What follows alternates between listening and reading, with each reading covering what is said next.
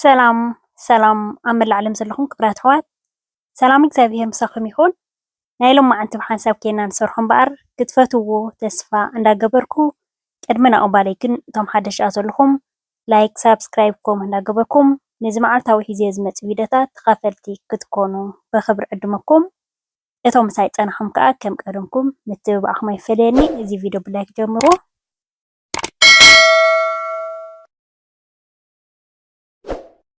ናይ ሎማዓንቲ ብሓንሳብ ኬና ንሰርሖ እምበኣር ኣብ መእተዊ ከም ዝረኣኹማ ኣዝያ ጥዕምትን ፅብቕትን ሳላጣ ድንሽ ክንሰርሕ ኢና። እቶም ሳላጣ ድንሽ ትፈትው ቅርብ ቅርብ በሉ ክቡራት ኣሕዋተይ። ብጣዕሚ ኣነ ብፍላይ ኣብ ዓድና ከለኹ ክፈትዋ መዓት እየ ነይረ። ምስ ውዑይ ባኒ ሳላጣ ድንሽ ብእውነት ክምቅር መዓት እዩ እንድዒ ኣብዚ እኳ ዋላ ይሰርሖሞ ከም ናይ ዓድና ዝነበረስ ኮይኑ እቲ ብጣዕምስ ኣይመፅን እዩ።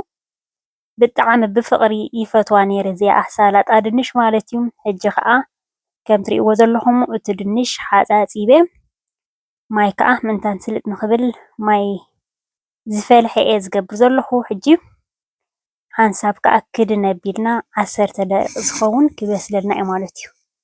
ብጣዕሚ ድኻም ዝበሃል ዘይብላ እንደገና ከዓ ጥዕምቲ ማለት እዩ። ተደሊና ምስ ቅጫ ምስ ባኒ ምስ ሕምባሻ ከምዚ ዓይነት እኳ ምስ ባኒ ክኾን ከሎ ከዓ ብጣዕሚ ፅቡቕ እዩ። ሕጂ ንእሽተይ ብስል ምስ በለልና ሓደ 5 ደቂቃ ጨው ይገብሮ ኣለኹ ቁርብ ተሪፍዎ ኣሎ። ሓደ 5 ደቂቃ ተፀቢና ከዓ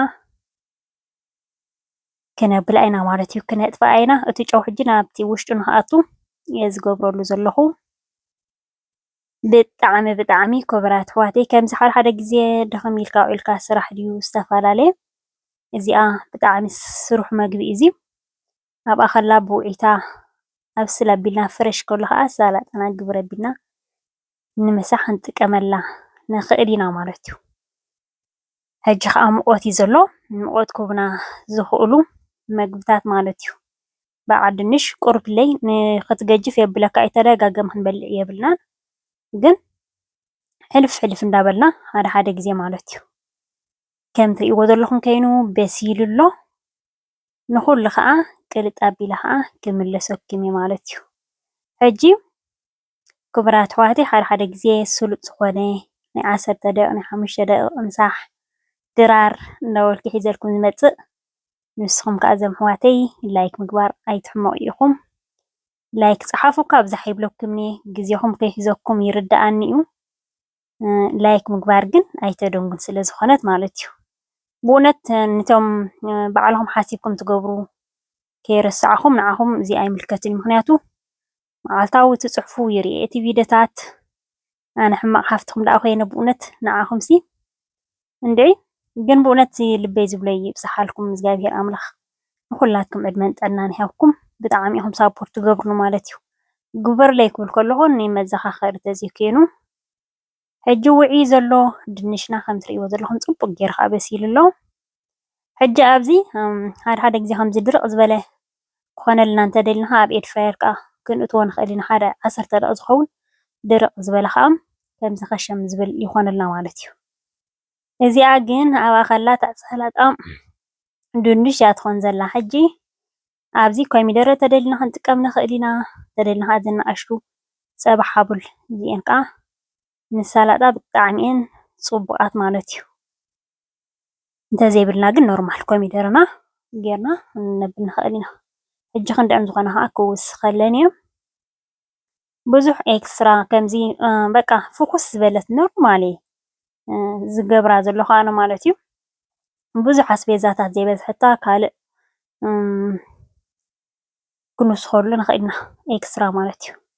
ንኩሉ እቲ ኮሚደረ ከቲፈ ወዲአ ሽጉርተይ እውን ከምኡ ጉዕ ከዓ ሓንቲ ጉዕ ከምዚ ትጉዕ ሲ መሪር ኣይኮነን ንፈልጦ ኢና። እዚ ከምዚ ዓይነት ብዙሕ መሪር ኣይኮነን ተናእሽ እየን መረርቲ እምበር እዚ ማእኸላይ ዕርይ መሪር ኣይኮነን። ሓንቲ ጉዕ ከዓ ተጠዒመ ኣለኹ ማለት እዩ። ሓንቲ ሽጉርቲ እንደገና ፍርቂ ከዓኒ ፋብሪካ እዚ ብጫ ማለት እዩ።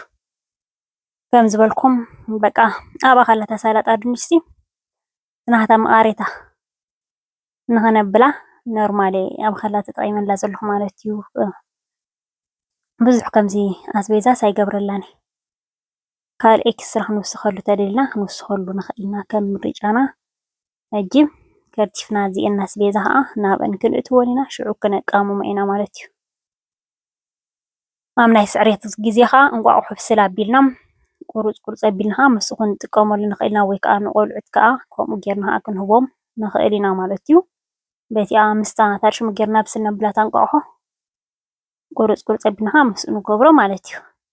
እዚኣ ክቡራት ኣሕዋተይ ከምዚ ሓደ ግዜ ክሽነ ኣቲኻ እንተኽሰሪ ክትብል ድኽም ኢልካ ፀኒሕካ ገለ እዚኣ ከዓ ድኻም የብላ ጨና የብላ ትኪ የብላ ናይቲ ማሊ ዝሰራሕናያ እውን ርኢኹማ ኢኹም ማለት እዩ። ብጣዕሚ ፅፍፍቲ ዝኾነት ኔራ። ሕጂ ከምዚ ጌርና ማንካ ተጌርናዮ በሲሉ ስለ ዘሎ እቲ ድንሽ ግዕት ክብለና ስለ ዝኽእል ኣብኡ ከሎ ከምዚ ጌርና ክንሓዋውሶ ክንፍትን ኢና። ምክንያቱ በቲ ማንካ እንዳገበርናሲ ግዕት ኢሉ ቁርፅርፅ ምንታ ንኸይብል ቀመማውቱ ሕጂ ክንገብረሉ ኢና። ቀመም ቁሩብ ጨው ኣለዎ እዚ ናይ ሰላጣ ቀመም እየ ዝጥቀም ዘለኹ። እንደገና ከዓ ዘይቲ ኦሊቭ ኦይል ኣቾቶ ከዓ ኣብ ክንዲ ለሚኑ ለሚን ክንረክብ ከለና ከዓ ብጣዕሚ ፅቡቅ ኣነ ግን ኣጋጣሚ ወዲየ ፀኒሐ ለሚን የብለይን ኣቾቶ ከዓ ገይረሉ። ሕጂ ምስ ሰላጣ ቀመም እውን ኣለዎ ይቁርቱለይ ጨው ኣለዎ። እንደገና ከዓ ምስ ክበስል ከሎ እውን ጨው ገይረ ስለ ዝነበርኩ ቁሩብ እየ ተጠቒመ ዘለኹ። ሕጂ ከም ዝበልኩም ካብ ብማንካ ንገብር በዚኣ እናገበርና ከምዚኣ ጌርና ሕውስውስ ሕውስውስ ነብላ ማለት እዩ። ከምዛ ትሪእዋ ዘለኹም ግብር ኣቢልና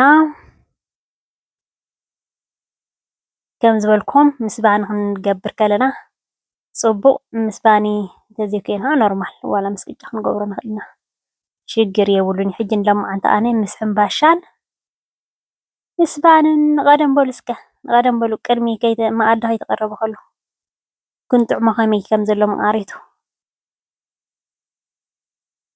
ሕጂ ኣብዛ ቢያትና ግብረ ኣቢልና ባኒ ብጥረታት ዝተዳለወ ባኒ ፀሊም ባኒ ዳልየ ኣለኹ። ምክንያቱ ከም ዝበልኩኹም በቲ ድንሽ ንክብደት ንከይትቅንስ እንደገና ከዓ ፃዕዳ ነገር ከዓ ትበልዖ ነገር ተኮይኑ ክልቲኡ ከይተሓወስ ፀሊም ባኒ ናይ ብጥረታት ዝተዳለወ ማለት እዩ ገይረ ኣለኹ። በዚኣ በቲኣ ከምዚኣ ትሪእዋ ዘለኹም ማለት እዩ። እቲ ሓንቲ ከዓ ሕምባሻ ክገብረላ እየ።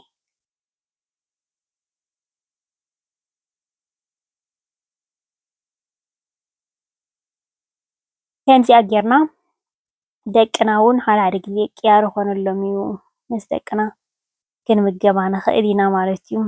ኣዝያ ድኻም ዝበሃል ዘይብላ ፅብቕቲ ማለት እዩ። ሕምባሻ ከዓ ዳርጋ ክንደይ ዓይነት ሓርጩ መዚዩ ተሓዋወሰ ሕምባሻ ኣይ ፃዕዳ ኣይ ፀሊም ከምኡ እዩ ዘሎ። እዚ ከዓ ናይ ኣዴ ማርያም ናይ ፀንሒ ዳር ናይ ንግደት ሕምባሻ እዩ። እዚ ከዓ ጣዕሙ እስኪ እዞም ኣሕዋተይ ጣዕሙ ብሩኻተይ መዓረይ እውነት ንዓኹምሲ እዚ ኣይኮነን ካልእ እዩ ዝግባኣኩም ብዘይ ቀል ዓለም ብሓንሳብ ኬርና ድሰራሕናዮ ብሓንሳብ ኬርና ንቀደም በሉ እንዳበልኩ እየ።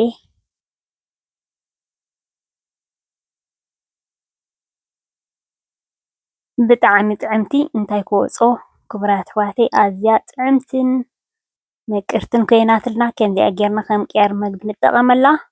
ንሎማዓንቲ መደበይ እምበኣር ኣብዚ ከኣኽለኒ እዩ ጀሚረ ክሳብ ዝውድእ ዝተኸታተልኩምኒ ካብ ልበይ ዘመስግነኩም። ብካልእ ቪድዮ ክሳብ ዝመለሰኩም ሰላምን ጥዕናን በብዘለኹምዎ ሰሰና እዩ።